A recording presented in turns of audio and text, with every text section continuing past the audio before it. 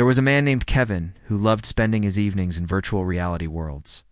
He enjoyed meeting strangers from around the globe playing games together and sometimes just sitting in virtual cafes. Chatting one evening, Kevin decided he wanted to try something different. He wanted to flirt. He thought maybe he could impress someone with his charm, even if it was through a headset and an avatar. Kevin logged into a popular VR chat world. He customized his avatar with a slick hairstyle, shiny jacket, and a confident grin.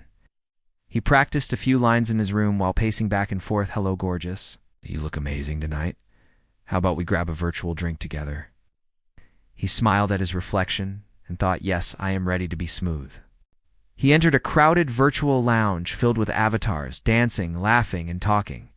He spotted one sitting at the bar with glowing neon hair and stylish clothes. Kevin walked over, leaned against the counter in the coolest way he could manage, and started delivering his lines.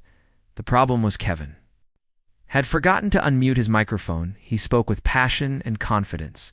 His words flowed perfectly. He complimented the avatar. He asked playful questions. He even told a funny story about his real-life cat knocking over a lamp. But to everyone else, it looked like his avatar was silently moving its arms and staring awkwardly. The neon-haired avatar tilted their head, waiting for some sound to come through, but none did. They finally said, hello, are you trying to say something?" Kevin kept talking, thinking his lines were landing smoothly. He did not hear the confusion because he was so caught up in his own delivery. Other players nearby started to notice. They began whispering in the chat log, "Does he know his mic is muted?" Soon, a small crowd gathered around Kevin, watching his silent performance. He gestured, dramatically raising his hands, pointing at the bar, even pretending to laugh at his own jokes. The crowd found it hilarious. They typed messages to each other. "This guy is pouring his heart out to no one. This is the most romantic mime act I have ever seen." Meanwhile, Kevin grew more confident with each sentence. He thought the neon-haired avatar was mesmerized by his wit. Because they kept staring, he leaned closer and delivered what he believed was his best line of the night. "You know, you are the kind of person who makes this virtual world feel real." Finally, one helpful player typed in big letters in the public chat, "Kevin, your mic is muted." Kevin froze. He looked at the notification in disbelief, then quickly checked his headset.